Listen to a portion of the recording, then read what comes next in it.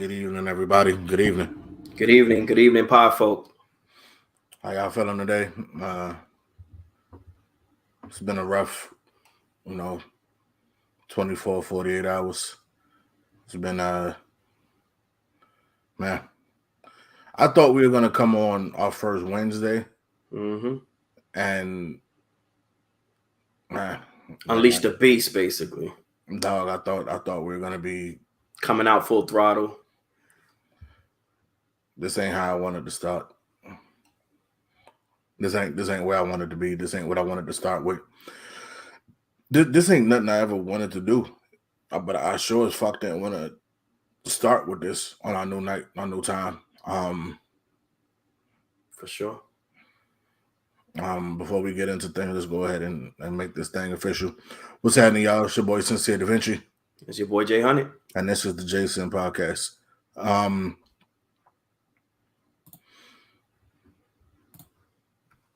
what's up, Grace? What's up, man? How are Miss you? Jones. What's good, Cuddy? Cuddy, what's happening? Um,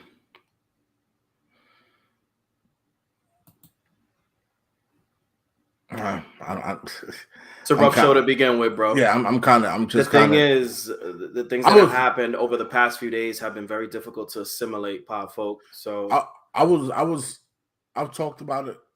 I've talked about it a lot. And I thought I got like past the hurt enough to really kind of, and then I hit live. I hit the broadcast button and it all came rushing back. mm-hmm. Right. So first and foremost, RP to Takeoff. May his soul rest in peace. In case you haven't heard, Takeoff lost his life at a bowling alley at about 2:30 on, technically it was Tuesday morning. Senseless gun violence in Houston, Texas, and man, this one hurt a lot. This one hurt a lot. This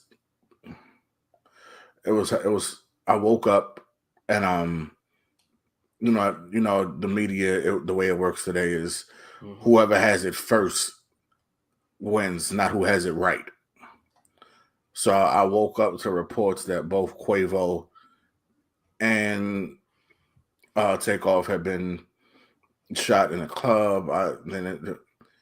As the morning went on, come to confirm that it was Takeoff and Quavo was actually not shot. He was okay. And it's just sad. It's sad, man.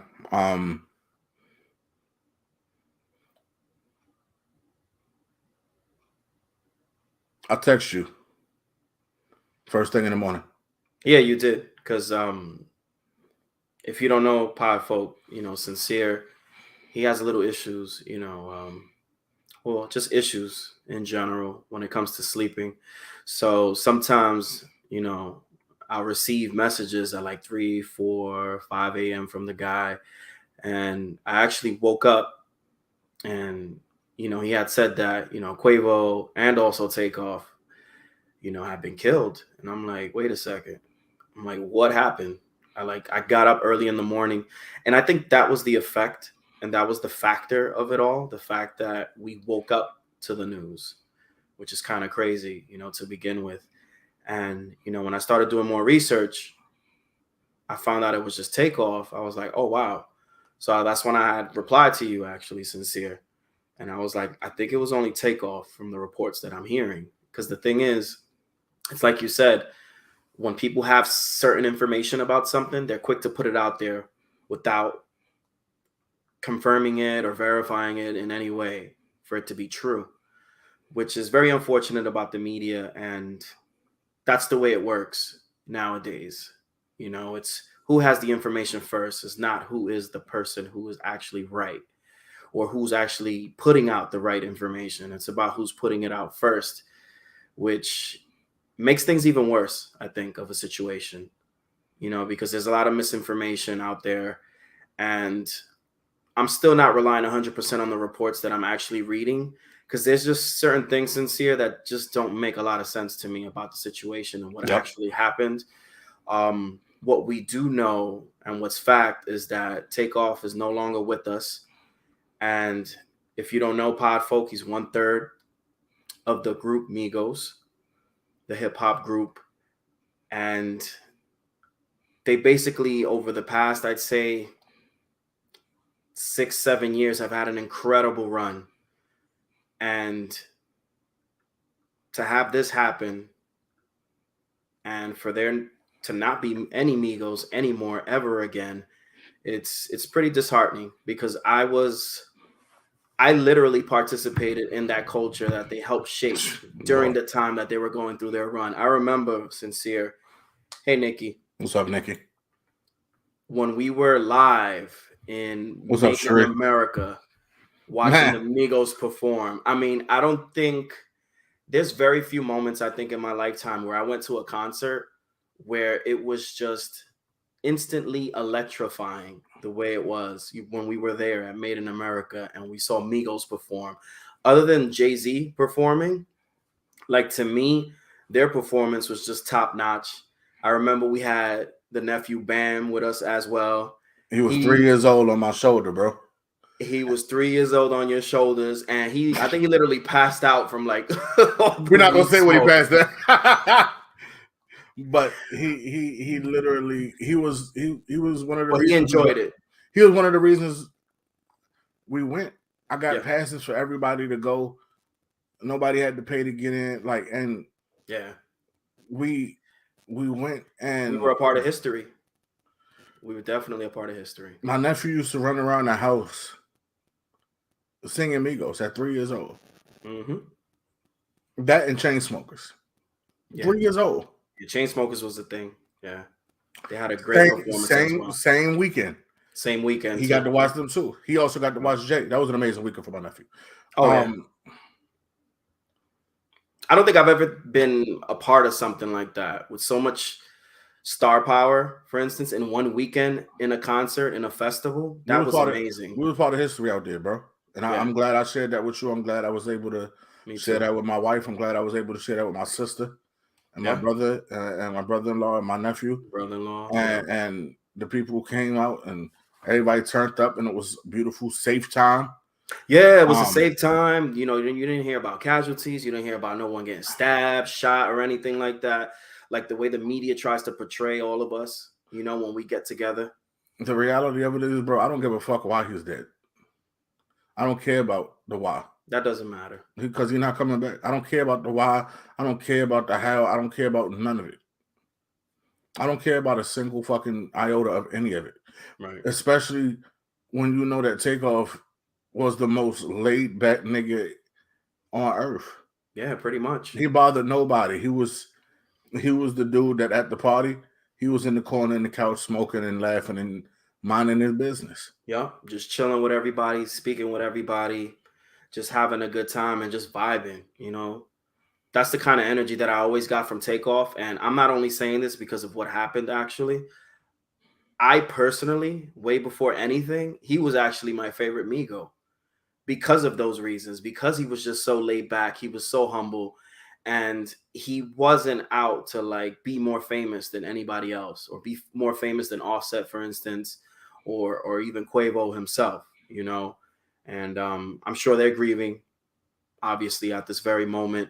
And, much peace, much condolences, and much healing, to the families, affected. But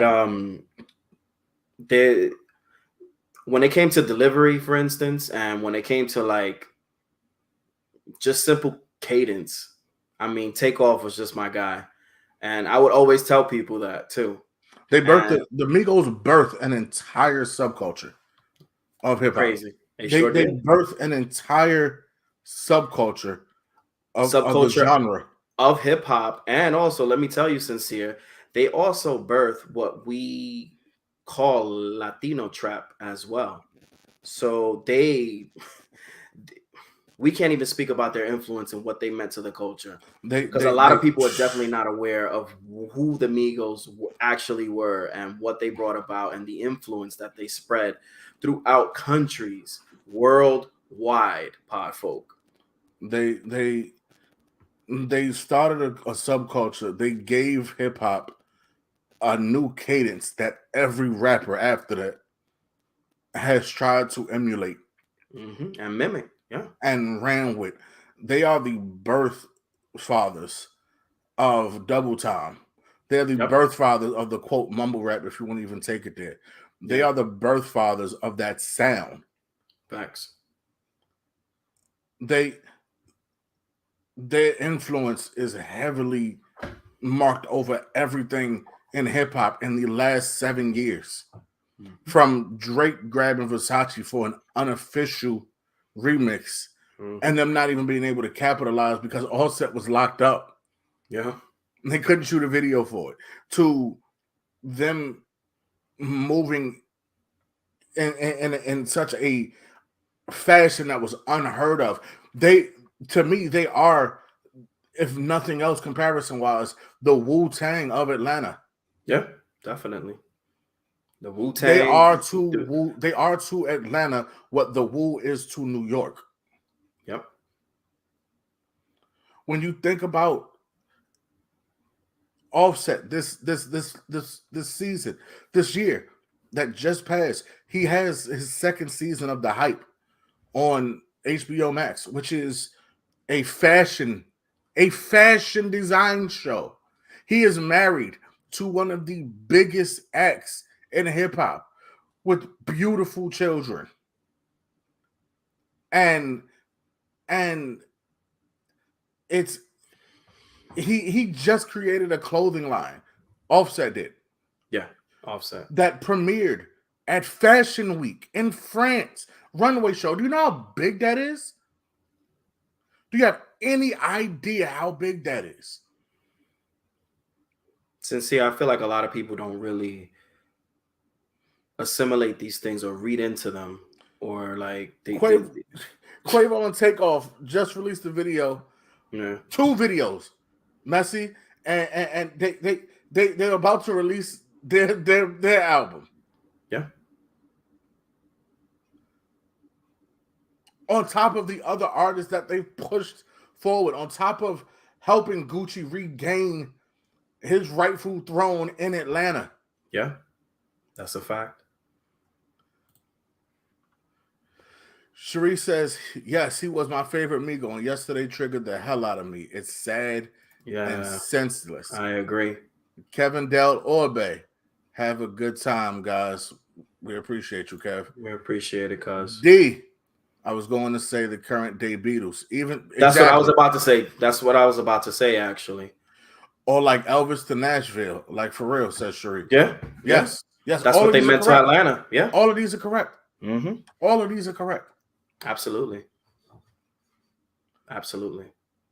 All of these are correct. Yes. I love us versus them. Oh my God. And Gucci, man. Yes. Yes. Yeah.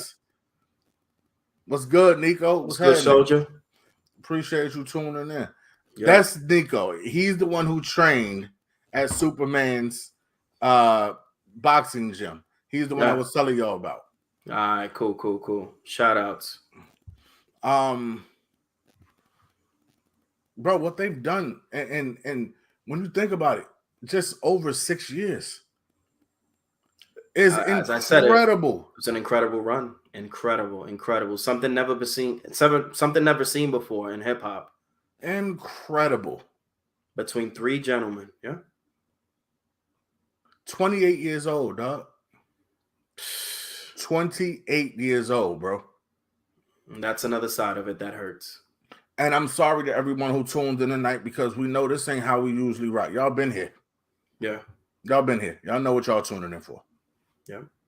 Y'all know what y'all tuning in. We thought we was going to come here. We was going to give y'all the usual show. We was going to laugh. We was going to joke. We was going to talk about some shit. We was going to do our usual shit. I was going to show you some things I found on the internet. The usual shenanigans, yeah. We was going to laugh and have a good ass time. We ain't gonna do this shit, bro. This is not how we wanted to start it. Nope. We didn't want to start our new night and our new time with this. In this fashion, yeah. It's very heartbreaking. We also had decided that after this, we aren't gonna do anything else tonight. Because it also seems fake to come in here and talk about what we're talking about and then turn around and crack jokes. Right, and then mix it with other stories and other things, to make people laugh and to lighten up the mood. The mood don't need to be lightened. You're upset for it. Be mad. I hate that. Like, we want to lighten the mood because we sad and we're upset and we're angry and we're this, we're that. It's okay to be angry. It's okay to feel hurt. It's okay to grieve. It's okay to feel lost. We all got to process this in our own time. I didn't tell anybody this today. I didn't tell anybody this. I received a phone call from my mother at about 12 o'clock this afternoon. Hopefully she's all right, brother. She is. My stepfather died at 10:57 this morning. I'm sorry to hear that, brother. Now, this is, for all intents purposes, stepfather by marriage. From when I was little, it didn't work out, whatever the case may be. I still bear this man's last name, though. Haven't had a relationship with this man since I was little. But I do have a very good relationship with his sister, my Aunt Aisha, whom I love to the moon and back. To my nieces and my nephew, to my grandma on that side. I had a relationship with everybody but him. I had a relationship with everybody but him.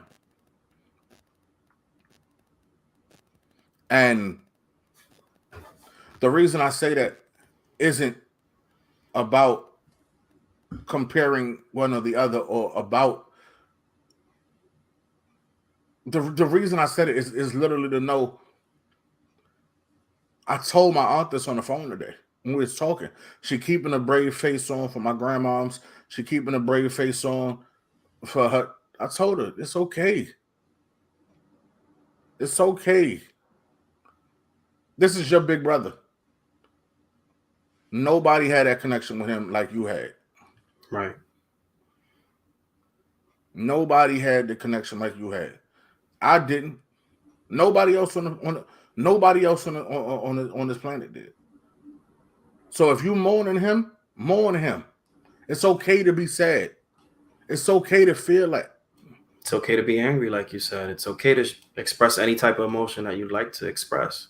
Plain and simple. We're all human. It is okay for us to be sad.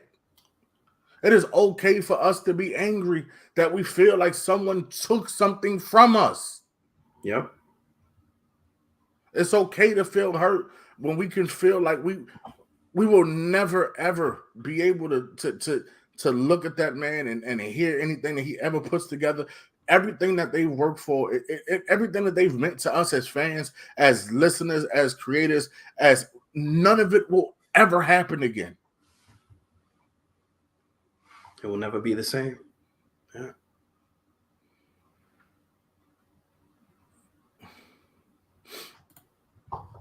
I appreciate you, Nico. My deepest condolences to prayers to you and your family. I appreciate you, Sheree.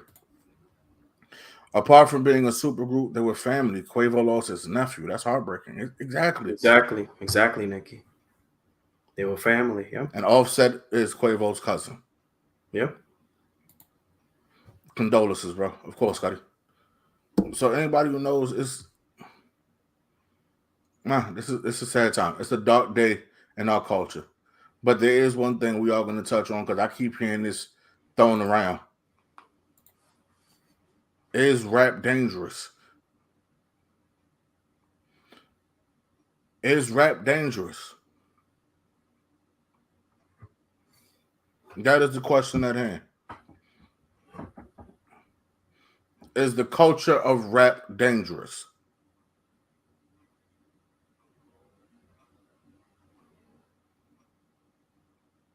Jay, how do you feel about this? I don't know. I think the culture itself, I wouldn't deem it as dangerous. There are just moments within the culture that kind of shock it. And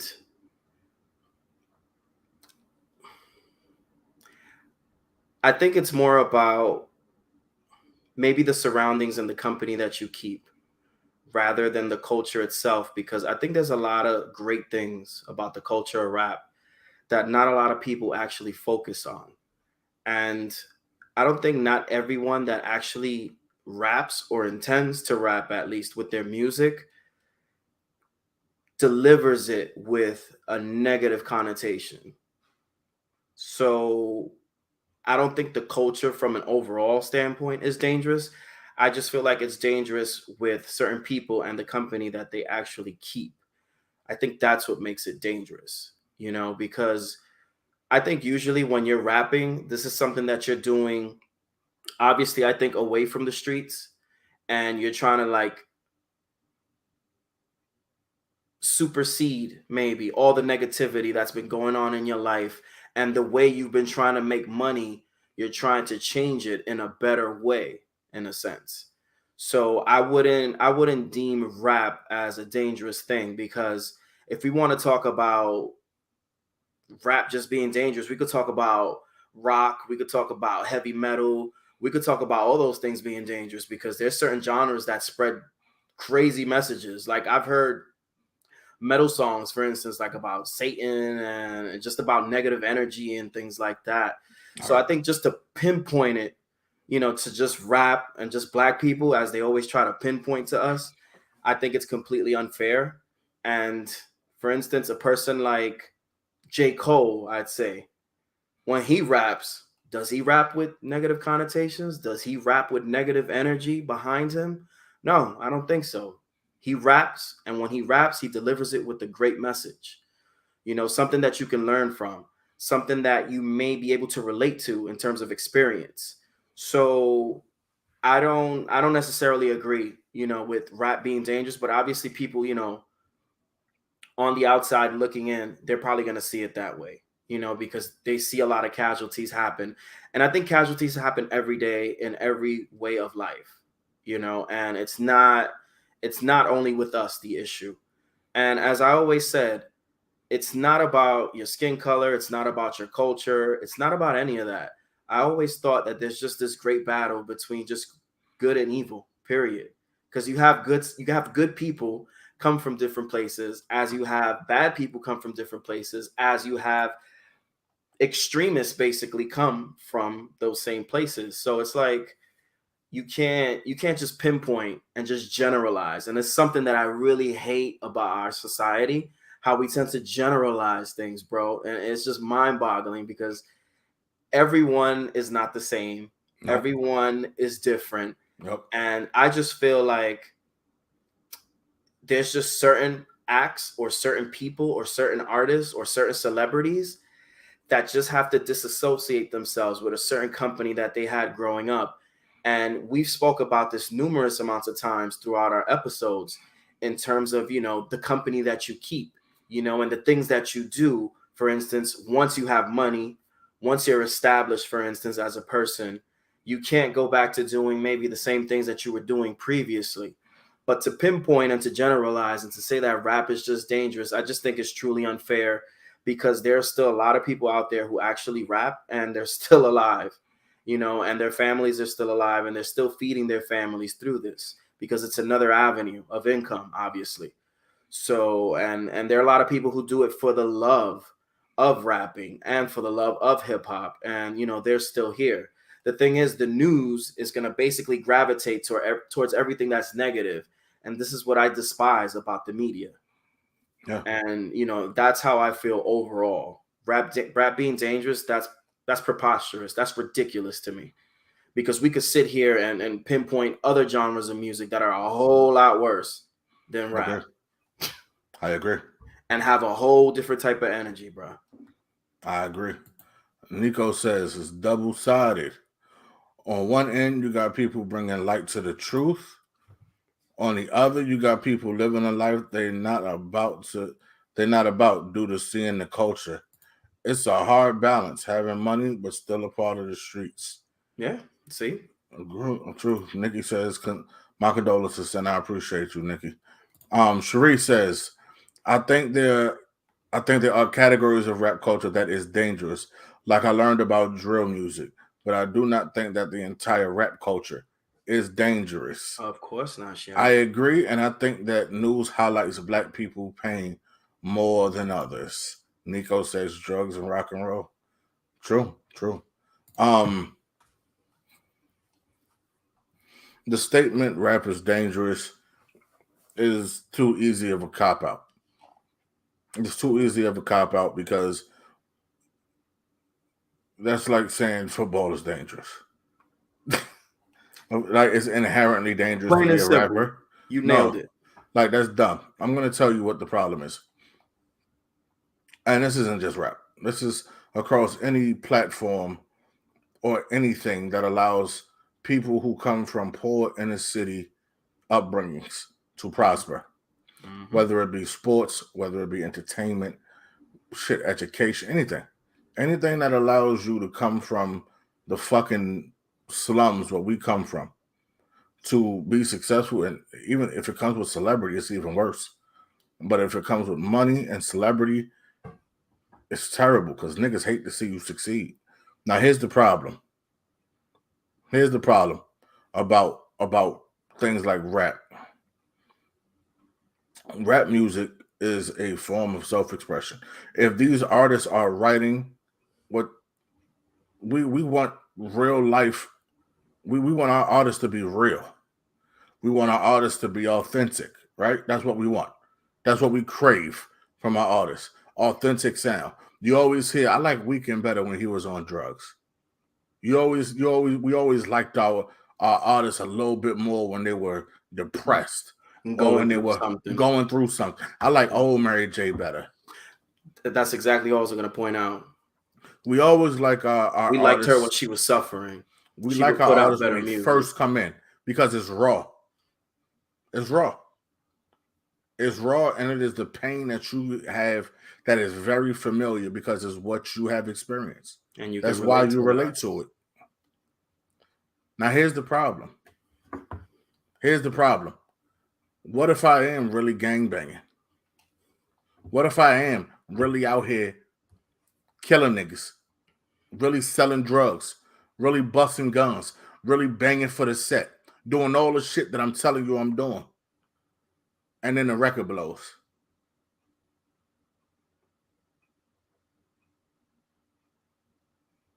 What happens now? What happens now? Like, what happens now? You can't do anything about it because now I'm just a nigga who was just telling you my story. And now I'm making moves around. But the people I got with me are still these same niggas that was with me in the streets doing what I was doing. So now I got a record deal. I'm in Hollywood, or I'm in New York, or I'm in Chicago, or I'm in Orlando, wherever I'm at, doing the show with 10 to 15 niggas with me who's really all gooned up because that's what we really was doing.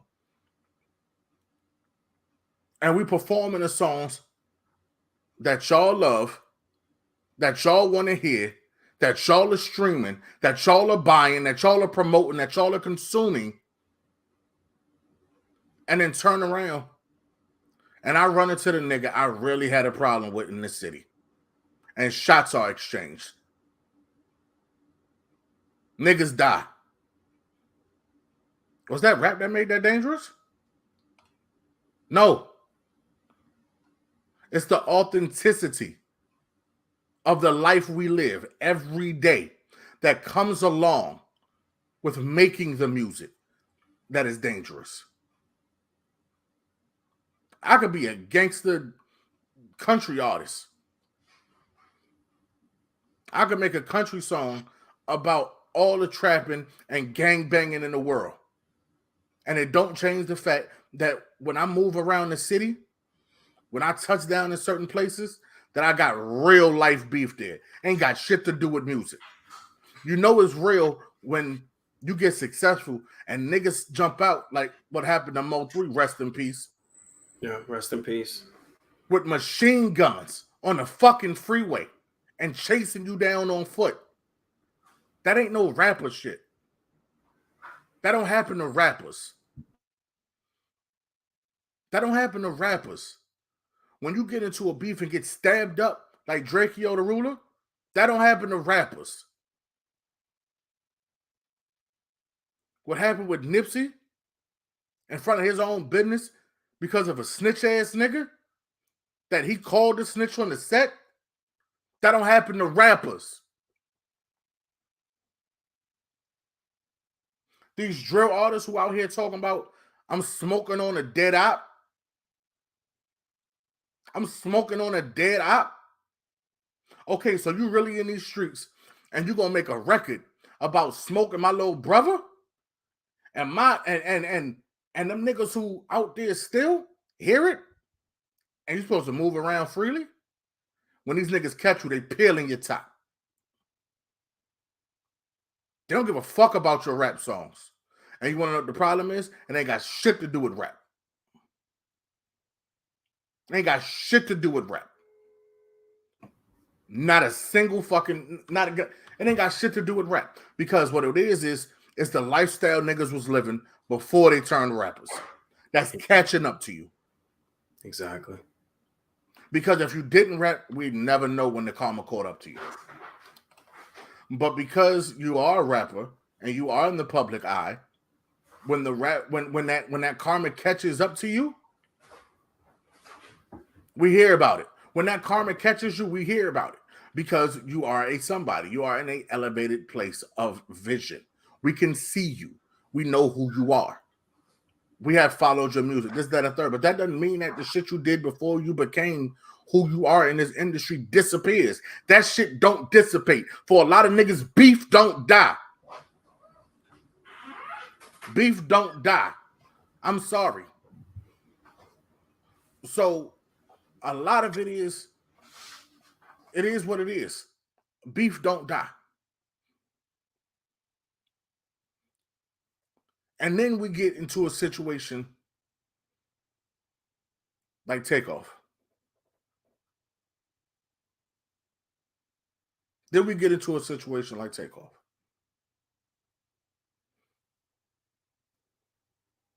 He wasn't out there gang banging.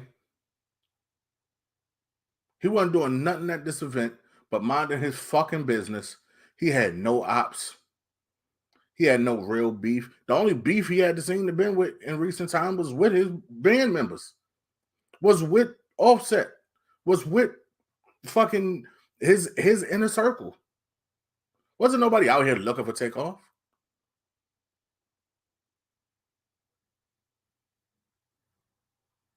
So no, rap is not dangerous. And I'm tired of hearing that fucking narrative. Rap is not dangerous. The niggas who rap live a dangerous lifestyle and start rapping to get out of it. But when you start rapping, that does not exonerate, expunge, or erase your past. There are still niggas who don't rap, who are locked up, who are still in these streets doing what you was doing before you made it out, living that lifestyle, and who coming for you if they feel they are owed something.